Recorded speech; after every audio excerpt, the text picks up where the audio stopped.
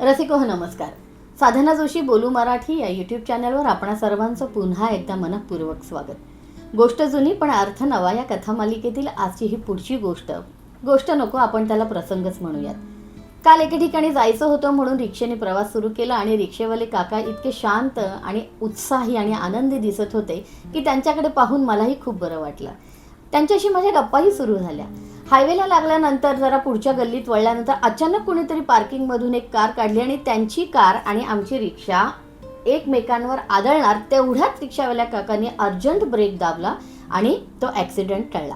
खरं तर तसं पाहता पार्किंगमधून गाडी बाहेर काढणाऱ्या व्यक्तीची चूक होती, तरीही त्या व्यक्तीने तिची कार बाजूला पार्क केली आणि बाहेर येऊन आमच्या रिक्षा चालकावर भरपूर तोंड सुख घेतलं. मच्या बाराखडीतल्या, भच्या बाराखडीतल्या, अच्या बाराखडीतल्या सगळ्या शिव्या अक्षरशः मनसोक्तपणे त्यांनी आमच्या रिक्षावाल्या काकांवर उधळल्या. पण काका मात्र शांत होते. हो साहेब, तुमचं बरोबर आहे, कदाचित माझंच चुकलं असेल, माफ करा हा मला. हीच वाक्य त्यांच्या तोंडून निघत होती आणि तो मात्र अखंडपणे अव्याहतपणे रिता होत होता त्यांच्यावर.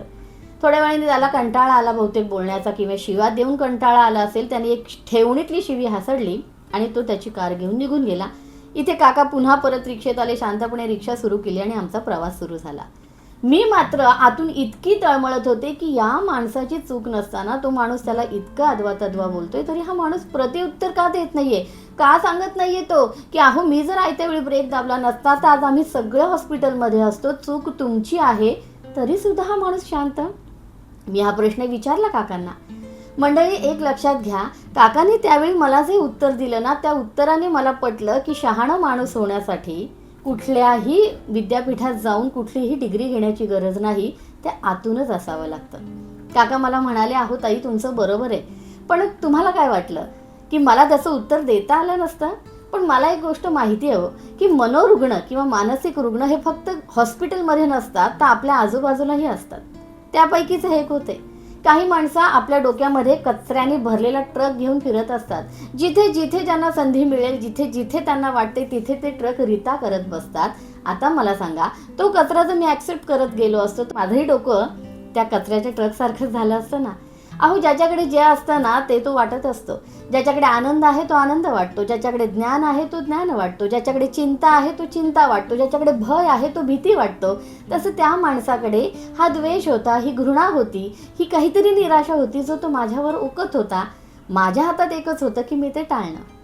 अहो, हे जग खूप सुंदर आहे, हे जीवन खूप सुंदर आहे. ज्या चांगल्या गोष्टी आहेत ना त्याचा स्वीकार करूयात, त्यांचा आनंदाने त्यांचं कौतुक करूयात आणि ज्या नको त्यांना टाळूयात. जे चुकतायत त्यांना माफ करूयात. हे आयुष्य सुंदर आणि आणखी देखणं करण्यासाठी हा एक नियम पाळला ना तर सगळं कसं मस्त चालू राहतं. काका अखंडपणे बोलत होते आणि मी आत्मपरीक्षण करत होते की किती सुंदर सिद्धांत आयुष्याचा यांनी मला सांगितला की समोरचा कितीही चुकत असला तरी माफ करणं मात्र आपल्या हातात असतं. त्यामुळे दोघांची सुटका होते, एक त्याची आणि एक आपली. या प्रसंगाचा शेवट करताना एक शेर मला आठवतोय की ज्याने आपलं आयुष्य मक्खन चालू शकतं. शेर कसा आहे, कुछ इस तरह मैंने जिंदगी को आसा कर दिया, कुछ इस तरह मैंने जिंदगी को आसा कर दिया, किसी से माफ़ी मांग ली किसी को माफ़ कर दिया, किसी से माफ़ी मांग ली किसी को माफ़ कर दिया. चला, आपणही चुकलं असेल तर माफी मागूया, समोरचा चुकला असेल तर माफ करूया. देण्या घेण्याच्या या प्रक्रियेमध्ये आनंद आपल्या भोवती संचित करूयात, तो मिळवूयात आणि या कचराकुंडीला फुलबागेमध्ये परावर्तित करूयात. बरोबर ना? पुन्हा एकदा नवीन विचारासहित लवकरच भेटीन. तुर्तास धन्यवाद.